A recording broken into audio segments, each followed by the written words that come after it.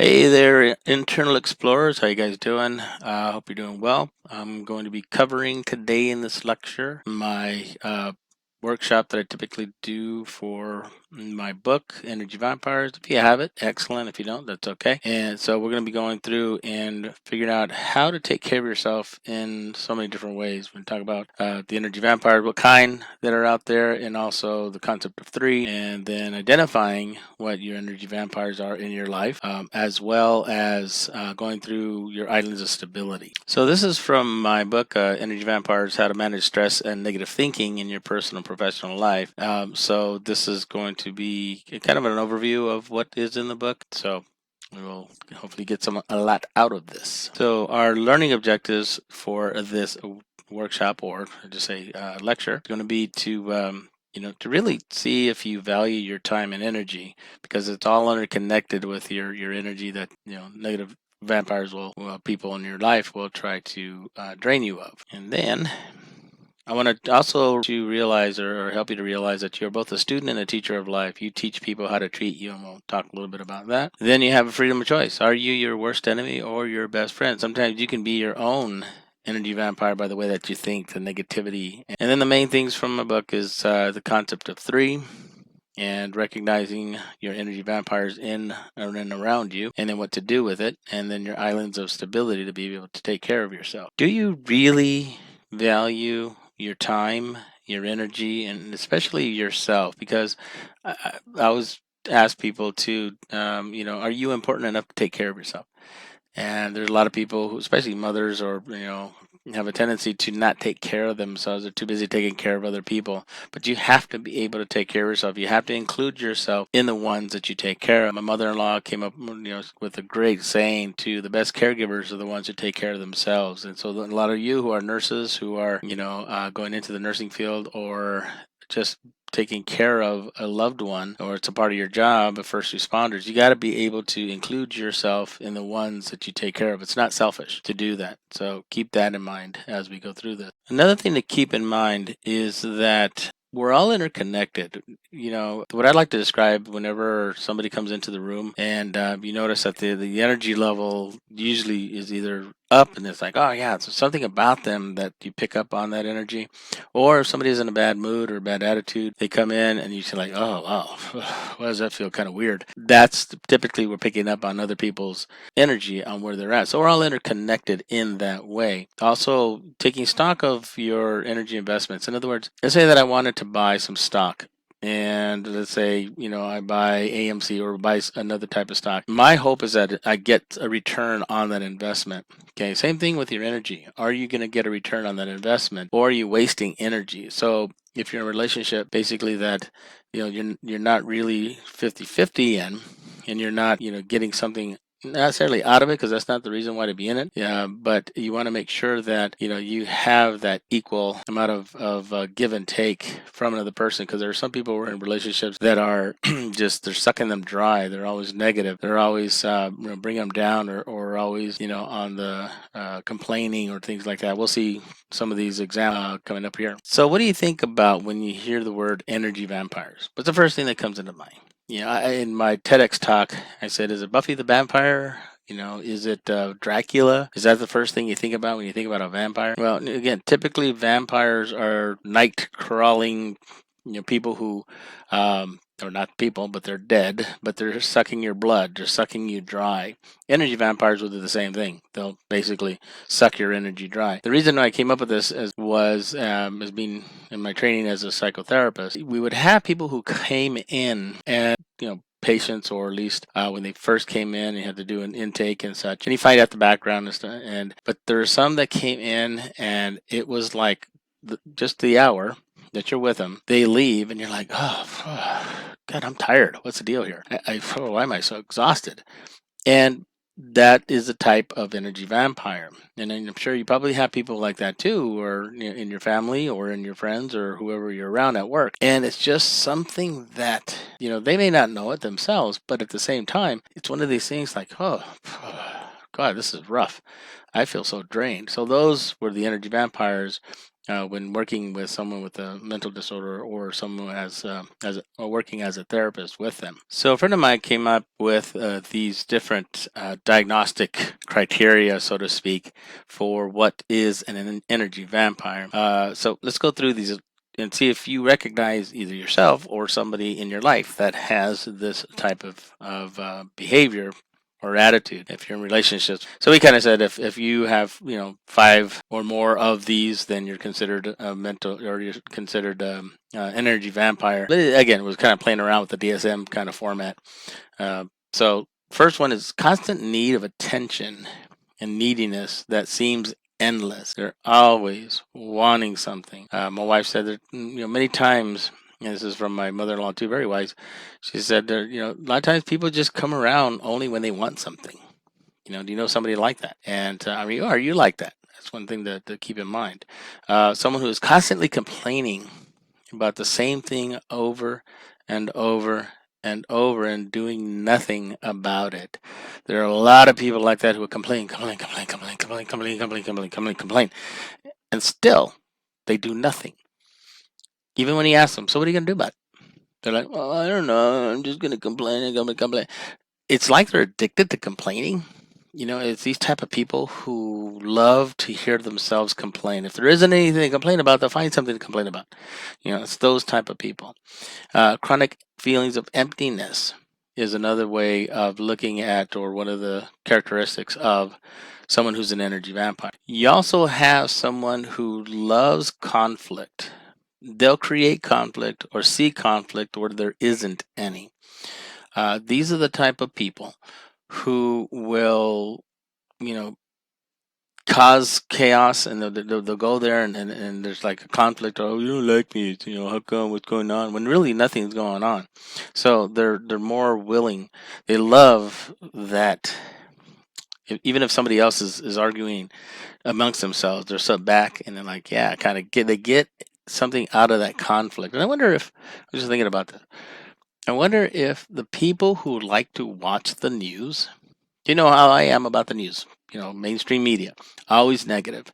I talked about it in my TEDx talk, always negative. So, or even ones who like to watch the shows. How many of you like to watch The Bachelor, or what's that one about the island, whatever? I mean, it's been around for a long time, and I don't watch it. And there's always conflict. He's always crying. I know I love you. I don't know what happened. This type of thing. There's conflict there. It makes me wonder if those people like to see conflict. There's a theory that says as well, if somebody likes to watch those type of things, soap operas, when they came out, this is where they came out with the theory, is that they enjoy watching somebody else have the problem so they don't feel like they have any problems, or the person that they're watching is worse problems, or they can relate to them. It's just really fascinating how this works. But there are people like that who love conflict. Okay, splitting. They come between relationships and cause chaos.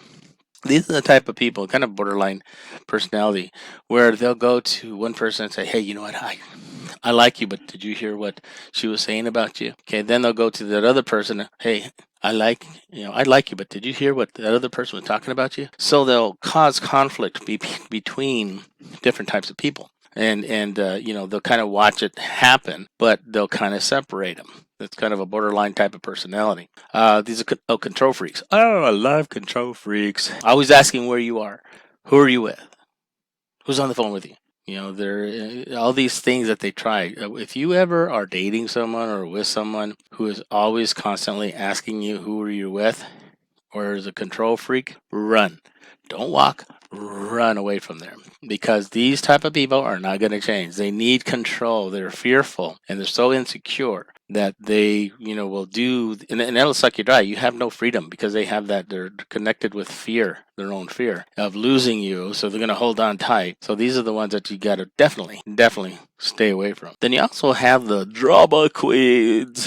Oh yeah, I love to have a negative situation. I like it when it's, how come everything happens to me? These are the victims a lot of times too. This how nobody loves me. I don't know why. So these are the drama queens or kings or whatever you want to call them. But these are the ones who love Drama. Again, are these the same people who watch these shows that are drama filled, like The Bachelor or all these other, dun dun dun, watch the news and you always hear dun dun dun, ooh, there's drama now. You've got drama queens who are attracted to negative situations. And you'll find some people, which is really interesting, who will stay away until something bad happens. Let's say even family members will do this too, distant family members. Something happens, they're like, it's like, I like to call them kind of the vultures, the spiritual vultures that are kind of going around. If there's something there that's having a problem, they'll dive in and, try to get into the drama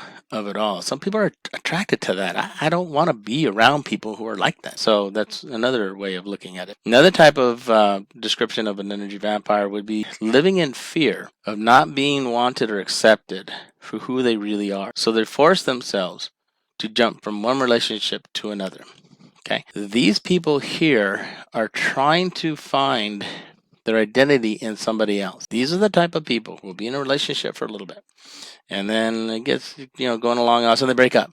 And they get into a new relationship. And they're going along and they break up again. And they get in. So one of the reasons why they do that is because, one, they like the newness of it. And as soon as it becomes boring, they'll break up and find somebody new. But also, to the other extreme is someone who needs to have someone to feel like, like they're important. And I can't live without you. I'd be nobody without you, kind of thing, that they can't be themselves by themselves. So these are the type of people that live in fear of not being in a relationship. So I always say your best relationship is with yourself and with God. Other than that, what else is there? So that's got to be the first one. You got to be comfortable with yourself. You got to feel comfortable in your own skin. And this is a part of it, and those people don't. Some, their identity is, again, wrapped up in others, and that's the way these two kind of meld in together. So these are the things that you have to be aware of. Okay, the next one is along the same lines as I mentioned before, is that they become your best buddy, okay? And after they're done with you, they don't like you anymore. See, these are the users.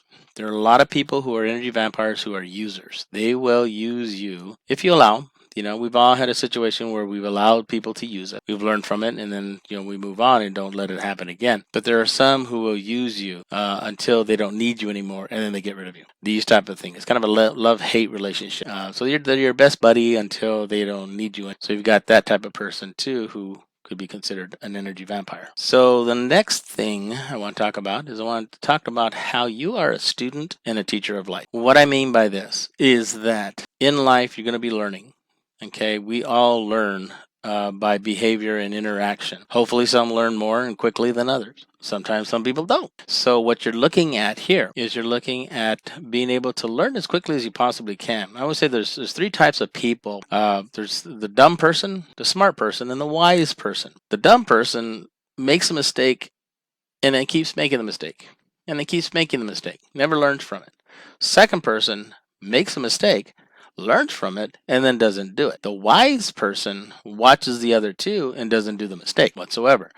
I'd like to try to be the wise person as much as possible, but sometimes I'm stupid. So we all are. We all go through that. But hopefully I've learned as quickly as I possibly can so that doesn't happen again. Okay, so those are the student, and life will teach you these things because this is a classroom that we're learning these interactions. But you also are a teacher of life too, and you teach people how to treat you. How this works is that when you are reacting to someone, and okay, let's see. The better way of looking at it is that you have parents. It made me think of Willy Wonka and the Chocolate Factory. The first one, Veruca, and she's the one who was spoiled, and the father would give her everything that she wanted, or she'll throw a tantrum, right?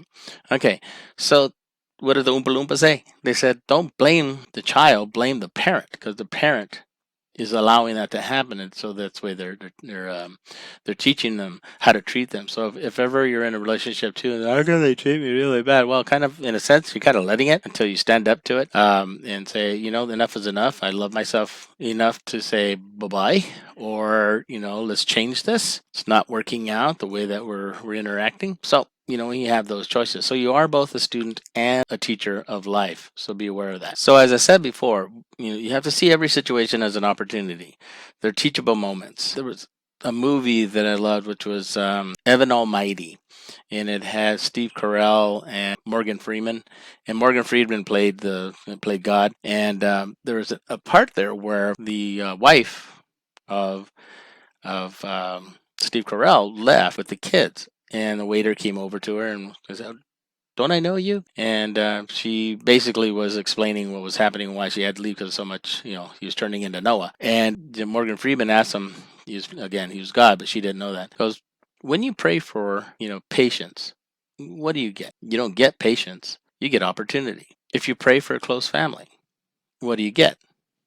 You don't get a close family, you get opportunity. So God gives us the opportunities to learn as best we can. So again, the more you ask for patience, the more you pray for patience, beware, you're going to have things that'll try your patience, because that is an opportunity for you to practice the best part of who you are. Okay, and that's what relationships are really all about, is being able to express the best part of who you are, which is love, peace, joy, all of those things, even to yourself. And we'll talk about that later too when we talk about relationships. So again, you teach people how to treat you. And then you also have these people who will push your buttons, and you have to be aware of that. A friend of mine asked me this too, or told me this, is that with their clients, you would ask them, why do parents push your buttons? And the client was, I don't know. Well, because they put them there. So your parents will push your buttons. If you're in a relationship and somebody knows what your buttons are, they will push them. I'll give you an example, and I talked about this in my TEDx talk. And I think what I'll do is I'll put that as a clip in here too. Okay, so let's do that. When I was actually in high school, and I graduated, and I wrestled 126 pounds. Can you tell? Still there in my mind. And what ended up happening was I went off to college, and I got the dreaded freshman 15 pounds, plus somebody else's 15 pounds. And so I would come home, and a friend of mine from high school would start to tease me. He said, "Oh, you're getting fat, you're getting fat, you're getting fat." And I'd get upset. I'd really get angry at him, and then I realized that he was trying to push my buttons. So I thought, what if I were to change the way that I responded to him? So the next time I saw him, did the same thing. "Oh, you're getting fat, you're getting fat." I said, "Yep, tortillas, man, living the good life." Okay. And what it did was, at that moment, I took back my emotional remote control from him. He no longer had the power to push my buttons. He no longer had the power to get my emotions going. I now regain that power. And that is the thing that I want you to think about when people try to push your buttons. You allow them to push your buttons. Then you have to ask yourself, who pushes your buttons? And if you have those buttons that are being pushed, then why are you allowing that? Take back your emotional remote control, like I talk about in my TEDx talk. One of the things I want you to be aware of too is, in order for you to deal with any kind of negative person or energy vampire, I want you to be able to change your perspective. Okay, you change your perception, your perspective of how you see things. Okay, and perception is basically, I got my glasses here, I don't have them on, but I'm going to put them on. So perception are like glasses. Okay, you have a frame of reference with your frames, and you have your lenses. And what ends up happening, and for any of you who have ever had glasses and had a new prescription, what ends up happening is that when you first get it, tell me if you guys have experienced it before, you're coming out and all of a sudden you're stepping, you're not really sure because your depth perception is off. Now the information is coming in clearly, it's down to the neurons back to the occipital lobe. What happens there is that you are not quite, this new information that's clear is not registering yet because you haven't adjusted to it. And that's what ends up happening when you start changing your perception and looking at things differently. And sometimes you'll have a headache, and new information that comes into your head, you'll have a headache, like, I can't take it anymore of this thinking, that kind of thing. But eventually you begin to adjust for what you see. So let's take a look at the concept of three. I came up with looking at what do we really have control of in our lives. If you really think about it, what do we truly have control of in our lives? And if you have any ideas, put it down there, but I'm going to explain to you what I came up with coming up right now. So basically, the concept of three covers three things that you truly have control of. Is how you think, how you feel, or how you behave or react. Okay, that's it. You can't control how anybody else thinks. You cannot control how anybody else feels, and you cannot control how anyone reacts. Okay, you can only control how you feel, how you think, and how you react. This right here, if you can grasp that concept of this and help you to, it will help you. I've had students who have read my book and they've gone through and like, just that part right there helped me to see. You end up trying to change the other person, trying to make them think the way you think because you think what you think is the correct way of thinking. You think? Don't know. But how come you don't feel the way I feel? How come I feel like I'm in love or you're not? What's the deal? This type of thing. They're not reacting the way that you want them to react. Okay, so that would be something that you are trying to control. Step back, take a look, say, wait a minute. I can only control how I think, how I feel, how I react. That's it. Understanding the concept of three is going to be very, very important in any kind of situation that you're in, because you have to go back and say, you know what, I can control how I respond to someone, or I can control how I'm going to talk to someone. And I can control how I think. People think, well, how do you control your feelings? You'll have the feelings, but it's a matter of understanding them.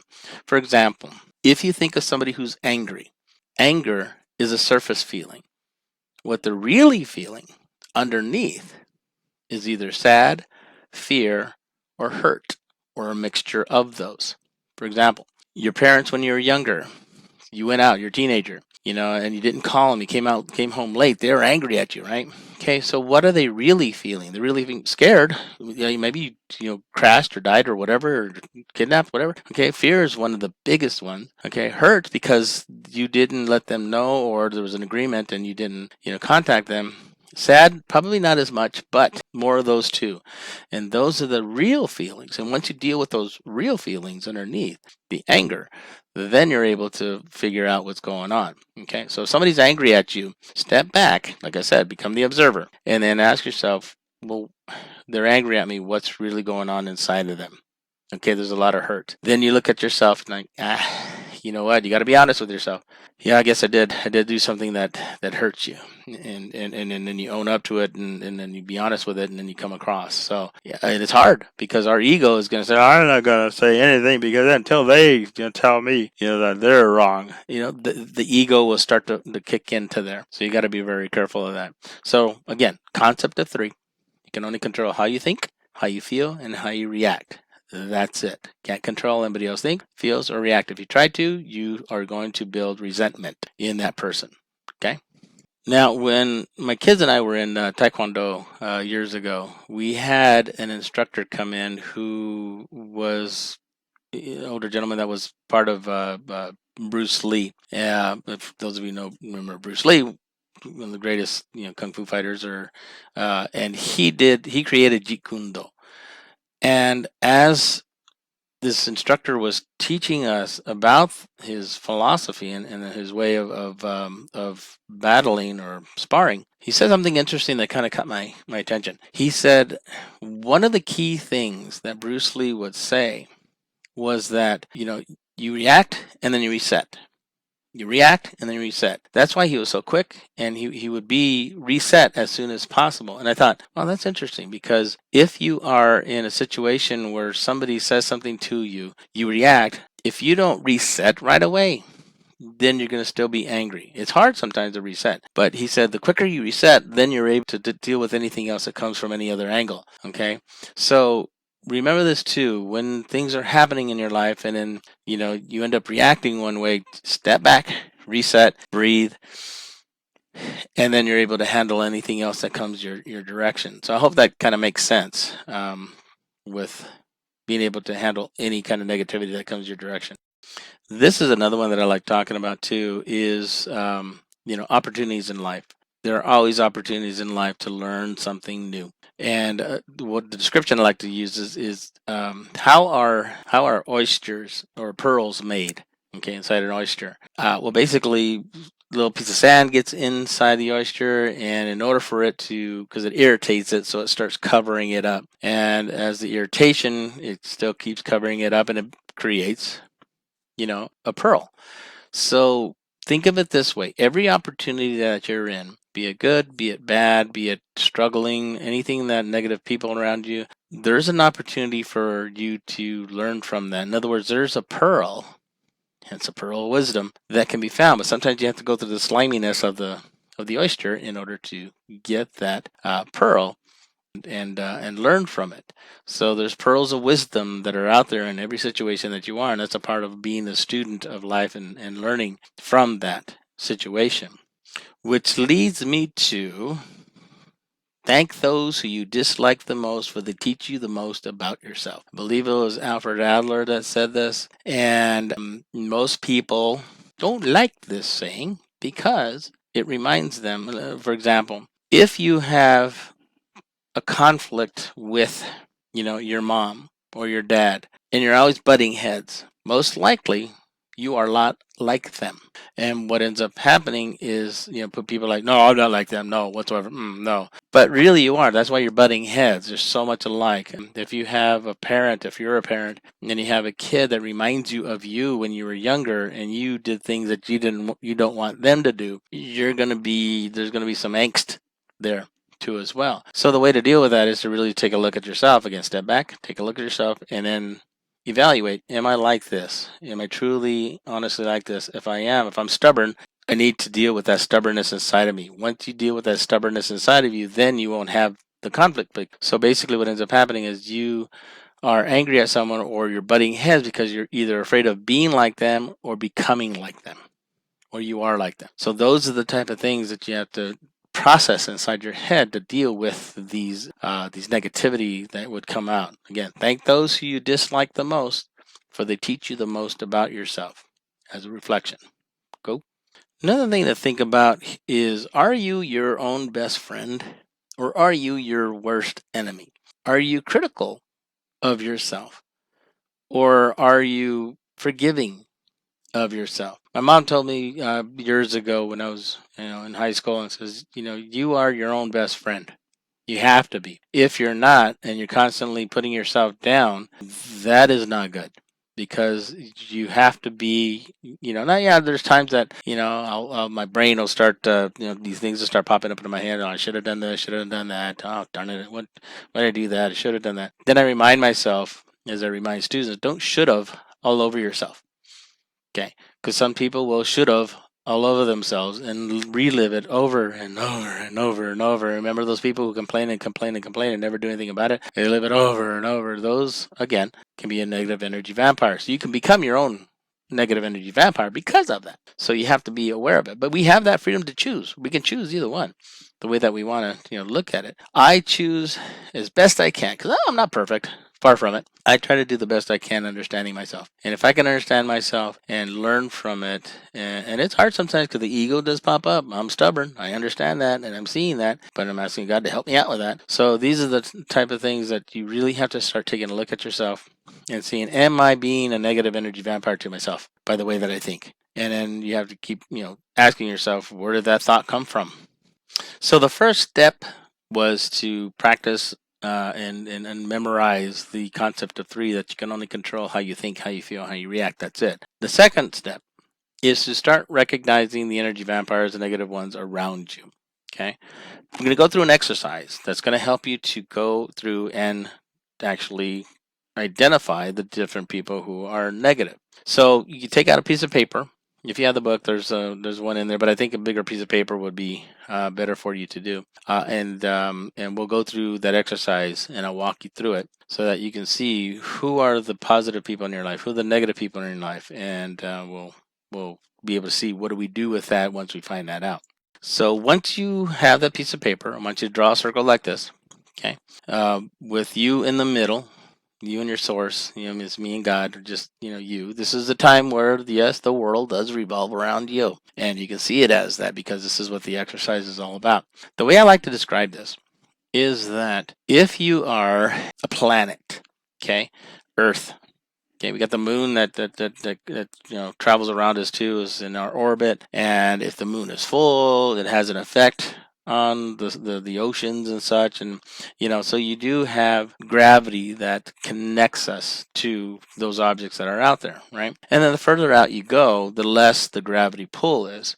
Okay, so when you're looking at this is considered your solar system, your personal solar system, and from there you have yourself in the middle, then the people who you hang around with the most. And this I talked about in my TEDx talk as well, where Jack Canfield, who wrote Chicken Soup for the Soul and Success Principles, talked about this, where I remember hearing him talking to his teacher or his mentor, saying to him that you're the average of the 5 people you hang around with the most. Okay, so if you are around, 4 people or 3 people who are negative, you're more likely to be negative. If you're around 3 people who are positive, you're more likely to be positive. Okay, and so you really have to take a look at who are the people that are around me that I'm spending the most time with, because they are connected to you and they are getting they're in orbit with you, and there is a gravity pull that is that energy interaction that's happening because you're spending so much time with them. Okay, so take what I want you to do is I want you to make the circles like that all the way out and put yourself in the middle. And let's say that you have family members. I have my wife, who I spend all my time with, pretty much. My daughters, the grandkids sometimes they're a little bit further out. Don't see them all the time, so they're further out in the ring. Then I have good friends of mine who are further out in the ring because I don't see them as often, but those are ones that are positive. So what you would do is that you would identify them, and then you would identify them as either positive or negative. And it can look something like this. Okay, it doesn't have to look exactly like this. Okay, so sometimes it'll be positive, and some people will say, well, maybe they're negative or positive. You can put a larger plus for they're more positive than negative. The whole idea is for you to identify those people who are negative and then move them to the outer ring where they don't have as much gravitational pull on your emotions or your feelings. And then the ones who are positive, who are, you don't spend as much time with, move them closer to the inside where you have that connection, where you have that positive pull. When I first did this years ago, when I did this for my life coaching clients, when I came up with this concept, I passed it by a friend of mine, and she basically, said, I didn't like this. And I said, why? Because it made her realize that the husband she was with was negative. And it kind of dawned on her, like, oh man. So, these type of things will have you identify them as positive or negative in your life. And that's what you want to be able to do. You want to identify the people who are positive in your life and bring them closer to you. People who are negative, move them to the outskirts. Okay, sometimes you'll have some who come over Christmas. Okay, you see them once a year. I like to call those the comets. The Halley's Comet that comes through every 50 years or so, 80 years. So it comes close, and it has a little bit of an effect, but it doesn't have everyday effect. Okay, so these are the people you hang around with the most, and try to identify those to start off with. Okay, so once you've done that with identifying the energy vampires, positive and negative people in your life, the next step is to take a look at and identify the islands of stability in your life. Okay, these are places and people and situations that will give you some type of respite. What I mean by that is that when the storms of life start to kick in and start to, hit left and right, because sometimes things we don't realize and they knock us off balance here, we need to find a place where we can go and be safe, a safe harbor, so to speak. So when the storms and the winds of life start knocking us over, we have to go over and find a place. Some people hike, some people exercise, some people meditate. We have a serenity room. So this is our serenity room right here. This is the place where we come in and pray. This is a place of peace, this room right here that we've created. And I want you to be able to create that too for yourself. But first you have to identify what are the things that are important to you that will help you to gain some sense of balance and peace. And again, remember to breathe. I talk about that's why we came up with our life coaching. Remember to breathe life coaching. And the way you breathe is through your nose for 4 seconds, hold it for 4 seconds, and then breathe out through your mouth for 4 seconds. So let's give it a try. Deep breath in, then out. Deep breath in, then out. Okay, so when you do that, it's really interesting because some people will respond and react like, wow, that just made a big difference right there. We tend to be busy, busy, busy, busy, busy. Our breathing is shallow. Stopping and being mindful of what you're breathing and how you're breathing will get the oxygen down into the lower lungs, which is necessary, but also slows down your mind. And as you slow down your mind, then you're able to react better to different things that might go on in your life. So remember to breathe. Then deep breath in, then out. And it's not this. No, that's hyperventilating and you get dizzy and faint. So again, going back to remembering to breathe is one thing that could be an island of stability for you.